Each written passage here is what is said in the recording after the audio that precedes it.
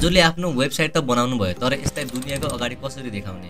यो म्याजिकको नाम हो वेब होस्टिङ है। वेब होस्टिङ भनेको यस्तो डिजिटल ठाउँ जहाँ चाहिँ हजुरले आफ्नो वेबसाइटको कम्प्लिट एसेट्सहरू, फर इक्जाम्पल कोड, इमेजेस, भिडियोजहरू सेभ गर्नुहुन्छ।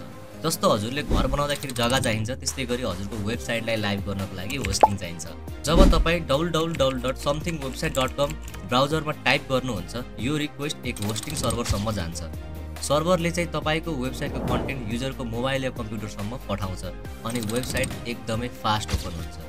यो सब ठिक छ, तर एकदमै रिलायबल सर्भर, फास्ट स्पिड र 24/7 अपटाइम भए मात्रै वेबसाइट कन्टिन्युअसली काम गर्छ। अब तपाईँ यसरी सोच्नुहोस् कि हजुरले चाहे आफ्नो पोर्टफोलियो वेबसाइट बनाउँदै हुनुहुन्छ अथवा ई-कमर्स बिजनेस गर्दै हुनुहुन्छ, वेब होस्टिङ बिना चाहिँ हजुरलाई दुनियाँसम्म अगाडि पुग्न एकदमै इम्पोसिबल छ। सिम्पली बुझ्नु पर्दाखेरि वेब होस्टिङ बिना you can not go live है। र अब कुरा आउँछ कुन चाहिँ होस्टिङ लिनु के?